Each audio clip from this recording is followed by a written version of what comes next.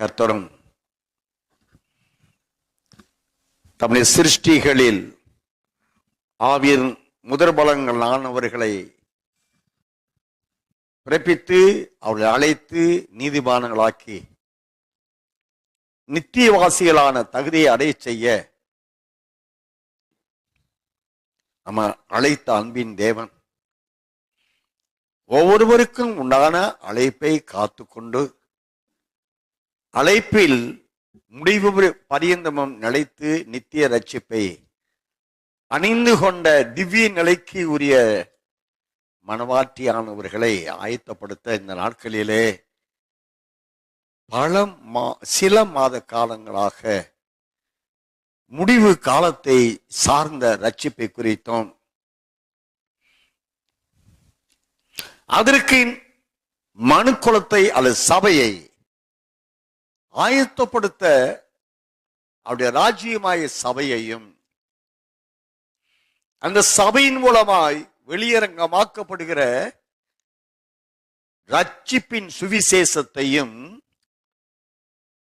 நாம் அறிந்து கொள்ளும்படி அருள்நாதர் கடந்த சில மாதங்களாக நம்மோடு பேசி வருகிறார். இந்த ரட்சிப்பை உலகத்திலிருந்து மீட்கப்பட்டவர்கள், உலகத்தாருக்கு அல்ல, உலகத்திலிருந்து எவர்கள் தேவனுடைய திவ்ய நிலையை அடைந்து கொள்ள முன்குறிக்கப்பட்டவர்களானவர்களை அழைத்து அவர்களை ஆவியின் முதல் பலங்களானவர்களான தகுதியை அடைய வைத்து அவர்களை சேர்த்துக் கொள்ள வரப்போகிற அன்பின் ஆண்டவர் அவர்களை ஆயத்தப்படுத்தும்படியாகவே அவர் உலகத்திற்கு கடந்து வந்து பிதாவாகிய தேவன் அவரை அனுப்பி வைத்த சம்பவங்களை குறித்து வேதத்தின் வழியாக தியானம் செய்ய நம் அன்பின் ஆண்டவர் நமக்கு அருள் புரிவாராக. அப்போஸ்தலனாகிய பவுல் அடியார் சொல்ல லூக்கா எழுதிய அப்போஸ்தலர் நடபடிகள் புஸ்தகம் 3ஆம் அதிகாரம் 18 முதல் 26 வசனங்களுடைய வாசித்தை தியானம் செய்ய நம் தேவன் நமக்கு இறக்கட்சி வார வாசிக்கலாம். அப்போஸ்தலர் 3ஆம் அதிகாரம் 18 முதல் 26 வசனமுடைய. கிறிஸ்து பாடுபட வேண்டும் என்று தேவன் தம்முடைய தீர்க்கதரிசிகள் எல்லாருடைய வாக்கினாலும் முன்னறிவித்தவைகளை இவ்விதமாய் நிறைவேற்றினார். ஆனபடியினாலே கர்த்தருடைய சன்னிதானத்தில் இருந்து இளைப்பாறுதலின் காலங்கள் வரும்படிக்கும் முன்னே குறிக்கப்பட்ட இயேசு கிறிஸ்துவை அவர் உங்களிடத்தில் அனுப்பும்படிக்கும் உங்கள் பாவங்கள் நிவர்த்தி செய்யப்படும் பொருட்டு நீங்கள் மனம் திரும்பி குணப்படுங்கள். உலக தோற்றம் முதல் தேவன் தம்முடைய பரிசுத்த தீர்க்கதரிசிகள் எல்லாருடைய வாக்கினாலும் உரைத்தவைகள் எல்லாம் நிறைவேறி தீரும் காலங்கள் வருமளவும் பரலோகம் அவரை ஏற்றுக்கொள்ள வேண்டும். மோசே பிதாக்களை நோக்கி, உங்கள் தேவனாகிய கர்த்தர் என்னை போல ஒரு தீர்க்கதரிசியை உங்களுக்காக உங்கள் சகோதரரில் இருந்து எழும்ப பண்ணுவார். அவர் உங்களுக்கு சொல்லும் எல்லாவற்றிலும் அவருக்கு செவி கொடுப்பீர்களாக. அந்த தீர்க்கதரிசியின் சொற்கேளாதவன் எவனோ அவன் ஜனத்தில் இராதபடிக்கு நிர்மூலமாக்கப்படுவான் என்றான். சாமுவேல் முதற்கொண்டு எத்தனை பேர் தீர்க்க தரிசனம் உரைத்தார்களோ அத்தனை பேரும் இந்த நாட்களை முன்னறிவித்தார்கள். நீங்கள் அந்த தீர்க்கதரிசிகளுக்கு புத்திரராய் இருக்கிறீர்கள். உங்கள் சந்ததியினாலே பூமியிலுள்ள வம்சங்கள் எல்லாம் ஆசீர்வதிக்கப்படும் என்று தேவன் ஆபிரகாமுக்கு சொல்லி நம்முடைய முன்னோர்களோட பண்ணின உடன்படிக்கைக்கும் புத்திரர்களாய் இருக்கிறீர்கள்.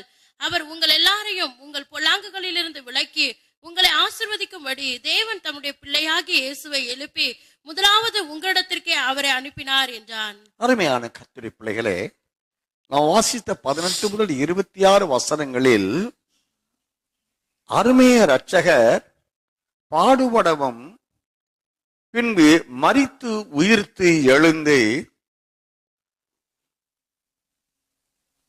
அவரால் முன் அறியப்பட்டு அழைக்கப்பட்டவர்களை ஆசீர்வதிக்கும்படியாய் பிதாவானவர் உங்களிடத்திற்கே அவரை அனுப்பினார் என்று வேதம் 26 வசனத்திலே சொல்லப்படுகிறது.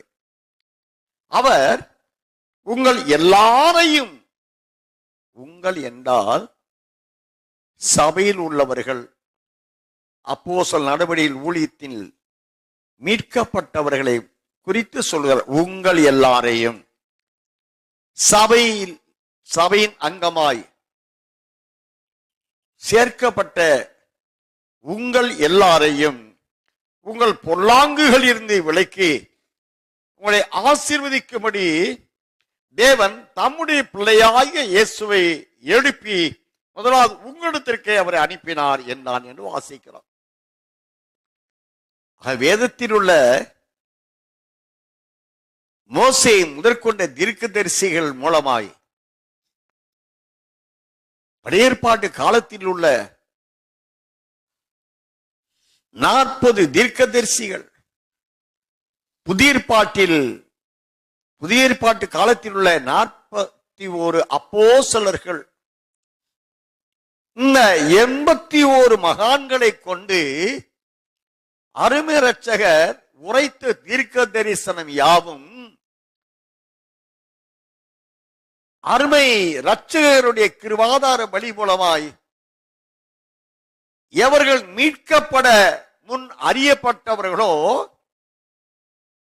அவர்கள் அனைவரையும் அவர்களுடைய பொல்லாத பிறவி, பொல்லாத கிரியைகள், பொல்லாத வாழ்க்கை என்றால் மனித பிறப்பே நாம் அறிந்திருக்கிறோம். என் தாய் என்னை பாவத்திலே கர்ப்பம் தரித்தாள்.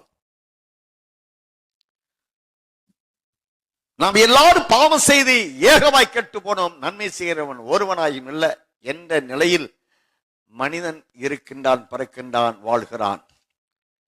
அவர்கள் மத்தியிலே தேவனுடைய முன் அறிவின்படி அழைக்கப்பட்டவர்களை நீதிமான்கள், மகிமை, தேவனுடைய சாயலுக்குள்ளான நிலை, திவ்ய நிலை, இதை அடைய செய்கிறது தான் அவர்களுக்கு கிடைக்க பெறும் பெரும் பாக்கியம் என்ற ஆசீர்வாதங்கள்.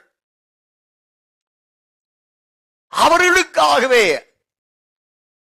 பிதாவாகிய தேவன் உங்கள் எல்லாரையும் உங்கள் பொல்லாங்குகளிலிருந்து விலக்கி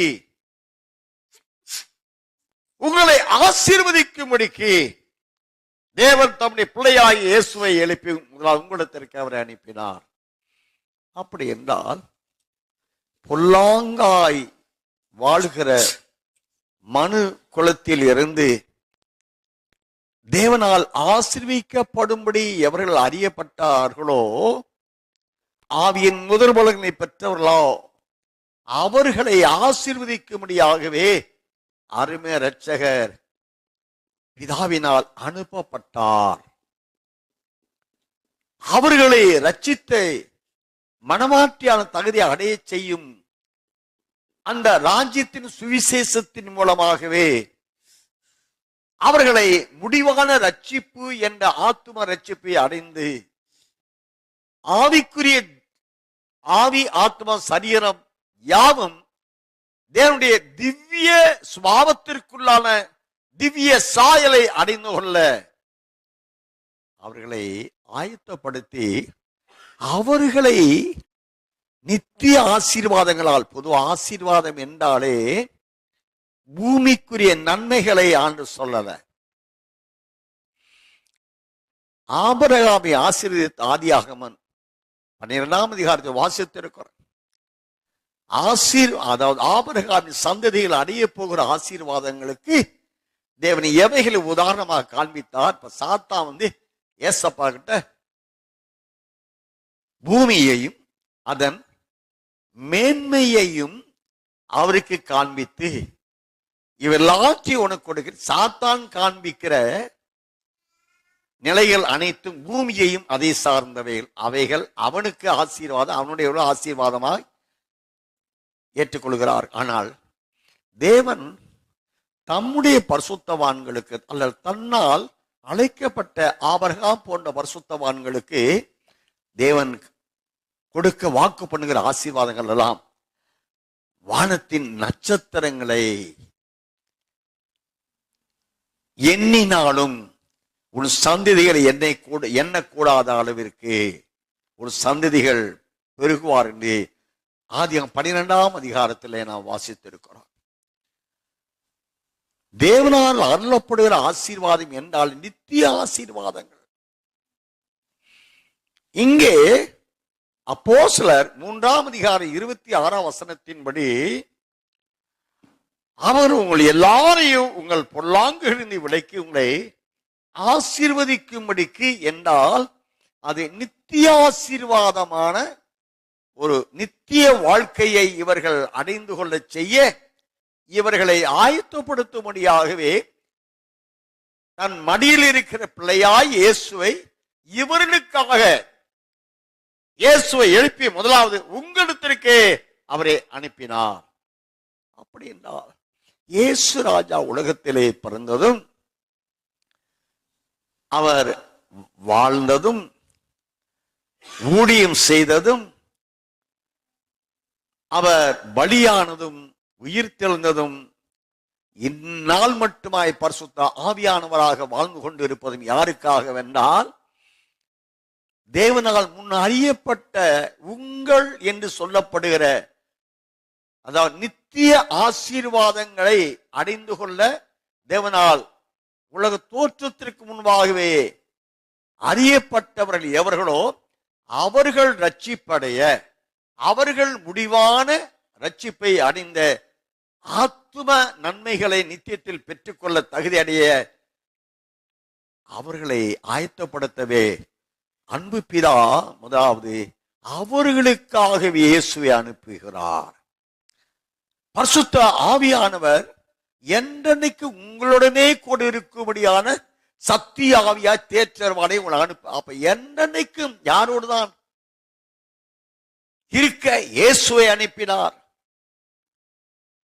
நான் பிதாவை வேண்டிக் கொள்வேன், அப்பொழுது என்றைக்கும் உங்களுடனே இருக்கும் சத்திய ஆவியா தேற்றவாளரை உங்களுக்கு அனுப்புவான் ஏசவாஸ் வாக்கு பண்ணினாரே. அந்த சத்திய ஆவியானவரும் எவர்களோடுதான் என்றைக்கு கூட இருக்கும்படியான தேவ திட்டம் உண்டு என்றால் தேவனால் நித்திய ஆசீர்வாதத்திற்கு எவர்கள் சிருஷ்டிக்கப்பட்டு பூமியிலே பங்கு பங்காய் காலகாலமாய் அதுவும் முடிவான காலத்திற்கு என்றதானவர்களை அனுப்புகிறாரோ அவர்களை ஆசீர்வதிப்பதே பிதாவுடைய சித்தமாக இருக்கிறது. அந்த சத்தியத்தை தான் நாம் லூக்கா 2:10 வாசிக்கிறோம். லூக்கா சுவிசேஷம் 2ஆம் அதிகாரம் 10ஆம் வசனத்தை வாசிக்கலாம். தேவதூதன் அவர்களை நோக்கி, பயப்படாதிருங்கள், இதோ எல்லா ஜனத்துக்கும் மிகுந்த சந்தோஷத்தை உண்டாக்கும் நற்செய்தியை உங்களுக்கு அறிவிக்கிறேன்.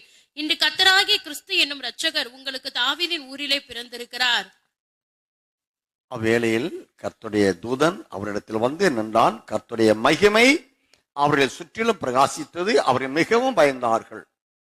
தேவதூதன் அவர் நோக்கி, பயப்படாதிருங்கள், இதோ எல்லா ஜனத்துக்கும் மிகுந்த சந்தோஷத்தை உண்டாக்க நற்செய்தி உங்களுக்கு அறிவிக்கிறேன். மிகுந்த சந்தோஷம் இதுங்க. அதுதான் நிலையான சந்தோஷம், நித்தியமான சந்தோஷம், அழிவில்லாத சந்தோஷம்.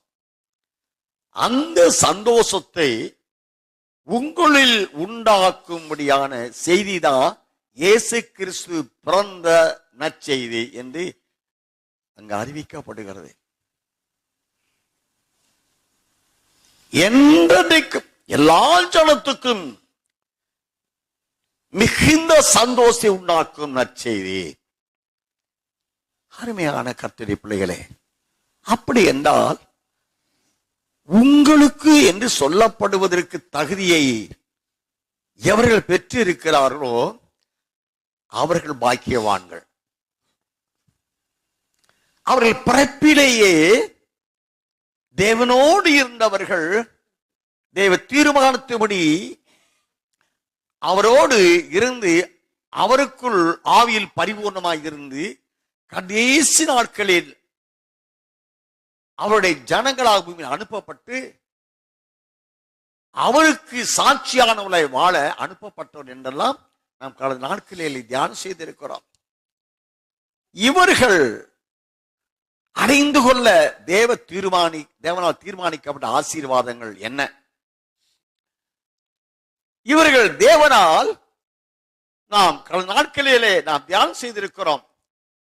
இவர்களுக்கென்று தேவனால் நிச்சயிக்கப்பட்ட ஆசீர்வாதங்கள், நிறைவான ஆசீர்வாதங்கள்.